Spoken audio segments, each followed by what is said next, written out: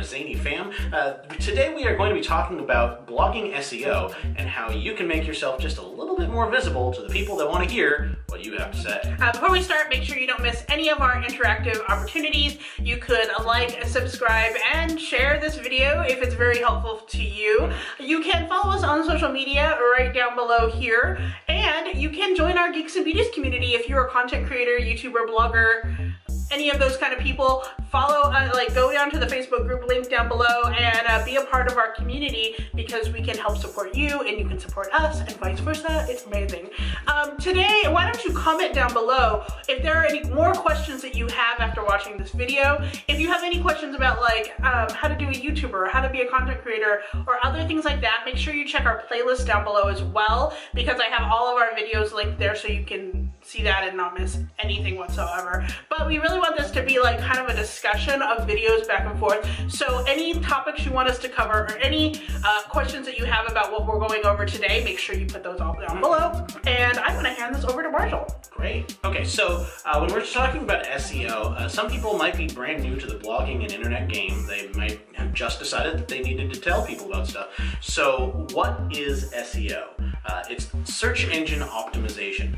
Whenever you go into a Google search, there's a whole bunch of different sites that they'll find, and they'll put them in an order, and it's not random.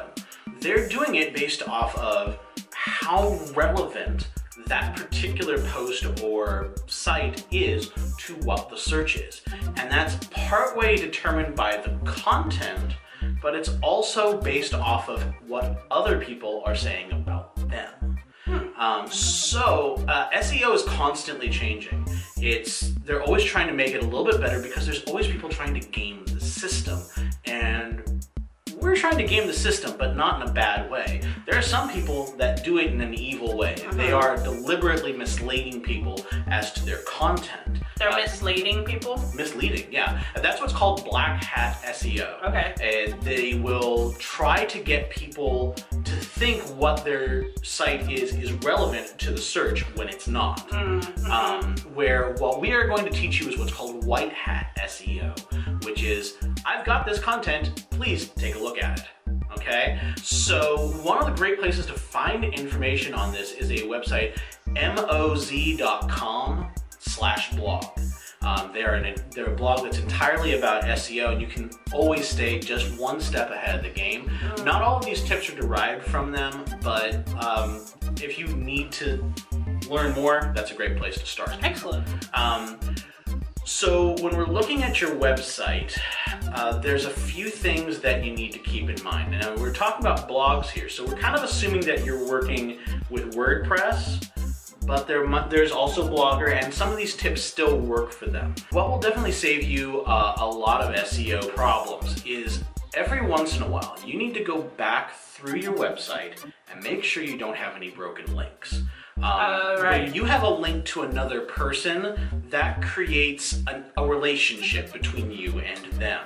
And when you have broken links, Google says, oh, well, you're not really paying attention to your relationships, so we're gonna dock you a few points. And this is really important, actually, because I listened to a couple social media podcasts, and previously I was listening to Buffer, and they talk about evergreen content. And what that means is content that, no matter how old it is, will always be relevant. And you want to have a really good mixture of hot topics and evergreen content. So if you have links on your evergreen content that are broken, that might be a bad thing, because then people won't be coming to your evergreen content. And that's where you're going to probably be making more ad revenue and getting a lot more exposure from these things. And if they can't find you, then that evergreen content is basically dead. Yes, exactly. Now, also kind of going with that, making sure that your links to other places work well.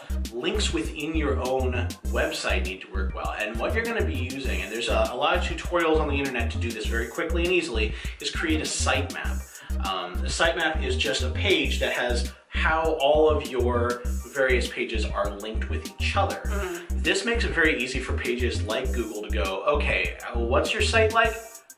Okay, that's how that works. And that way they can know how everything's interrelated. How does one create a sitemap? A sitemap is actually a pretty easy tool. Is there like a plugin on WordPress or something like that you can use? Yeah, there should be plugins in WordPress, and there should also be with your server. Your server should also have site mapping tools. Okay. But if not, just do a, how do I search, how do I make a sitemap? Google is a friend. Google I should make is a your t-shirt. Google is a friend. Yeah, exactly. Since you're asking about those tools, actually make yourself really well acquainted with every SEO tool that you can understand. You don't need to use every single tool they have, but just figure out a few that you know that you've got the handle of and just use the crap out of it. I know that on my WordPress, I do have some plugins, and I do not really remember all the ones that I use, but there are some that will say, this is a really nice for search optimization because you have keywords in the title and the description and your tags, and it all matches. You've used it in the first paragraph. This is how powerful these words are going to be, and that's really going to help you bump up your search engine. So anytime you can find apps or plugins like that within the platform that you're using, or even outside of it that you can bring into it, it is good for you. Very helpful.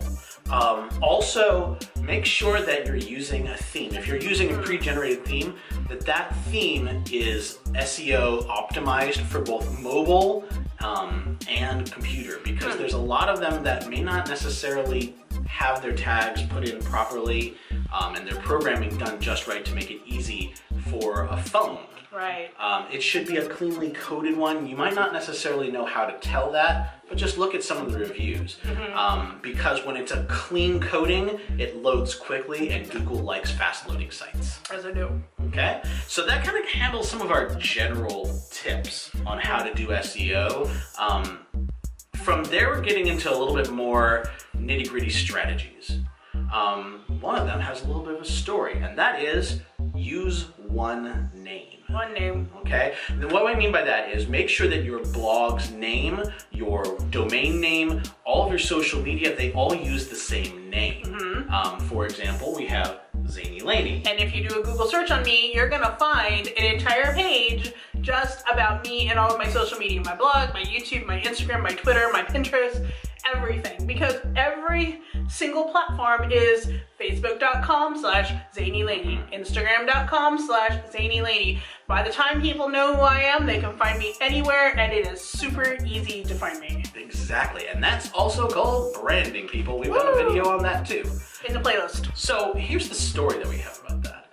This is all about how you create your name. Because when we were trying to build up a media company for a little while, and we needed to come up with a name, we needed to come up with a website. And so we had done a lot of our work by coming up with a name and then doing a Google search to see if there was a website for it. But there are people watching every Google search. And whenever you come up with a particular kind of search, they know about it, and then they go and snatch up that website.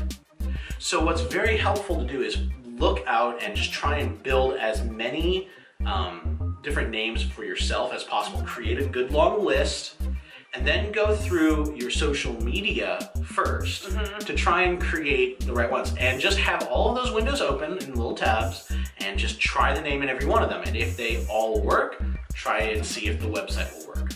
At that point, you will know that you've got every source of name ready to go. And if you're like me, there is no one who has my name because of the way that I spell it. I spell it differently, but yet people don't look at it and go, it doesn't look right.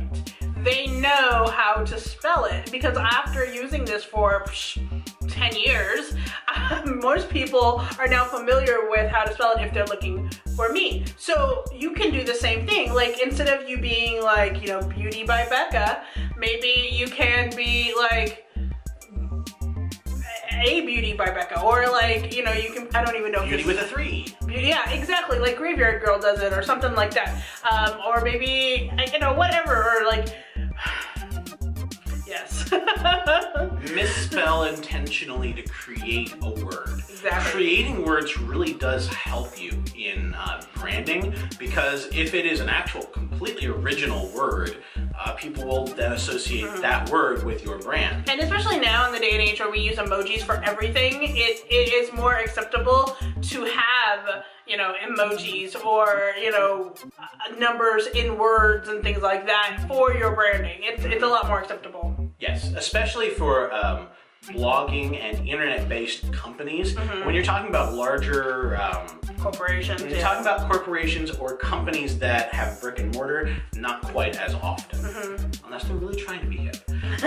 Speaking of being hip, we need to make sure that it is easy to share your content. And there's two ways you can do that. One, make sure that you have social media buttons everywhere. Yes. You should have it on every single page and preferably at the end of every one of your posts. And if you're following our previous video, all of your posts should be one page, so it should still be visible when they first started up. There are a lot of plugins, especially for WordPress, where you can, you know, do the Pinterest where your picture can be easily shareable into Pinterest, and then at the bottom it'll be like share to Twitter, share to Facebook. You can get those in a plugin on WordPress, so it's very easy to share. Exactly. The other thing is you need to make sure that your social media platforms have been built up. You start to build up your community and use those to hype up your blog post. Now, this is another way that SEO works. This is what's called backlinks. So you have this source over here that's talking about your blog over here. Every one of those links kind of gives it a little bit of a better score, because all these other people are now saying, hey, look here for this subject. Exactly. So if you're doing that with all of your blogging and all of your social media will be hyping that up. Not only getting people in, but raising its SEO score. Hopefully those people will also be sharing your social media stuff, which will give you further credit. So one of the things that I do for my blog posts and my YouTube is that I create a separate Instagram picture for it. It's going to be different than the thumbnail, but actually on Instagram I do a mini video talking about it. And so when I upload that, it shares directly into my Twitter and my Facebook. And then I actually share, we have this thing in our Geeks and Beauties group where it's called a pod. And basically what happens is I put my Instagram link into the pod. It's like a Facebook message video, or Facebook message thread. And the people in the thread do the same thing. And what we do is we like and comment on everyone else's links. So what that's gonna do is it's gonna drive up, because due to the new algorithms in social media, they want to promote to the top of your timeline all the things that people are liking. Okay, so if you have more likes and comments on your video, you are more, or your posts or anything, you are more likely to be driven to the top of someone's feed so that they can actually see your content, which means you're going to be more successful. So not only is it cross-pollinating, that makes sense, but it's also getting that engagement. That is very, very important. Exactly, and that's going to make you more visible. And that's our next point. Yes, it you need to make yourself a lot more visible. And how you're going to do that is actually by connecting with other bloggers and vloggers. You need to be sharing content from other people. This shows that you are a team player, because the internet is not just a whole bunch of single people trying to get it going themselves. We're all working together. I heard what you were thinking, and I don't like it. That's what you said, though. A whole bunch of individual people doing it by themselves. No. You like our bloopers? I'll keep that in. Okay, so we need to be working together. We can't be separate individuals. No one blogger is an island. So along with that, you want to make sure that you are more visible, and that's the point of our next point. Making ourselves more visible. The best way to do that is to connect with other bloggers and vloggers. Since none of us are really an island, you need to make sure that when you find another blogger that has a similar thought to you, or a similar subject, you can share their post whenever it's relevant to yours. And that means that they are going to start getting traffic from you, and they might start talking about you more. Again, those backlinks, okay? Whenever you can, especially once you've built those connections, do some guest posts with them.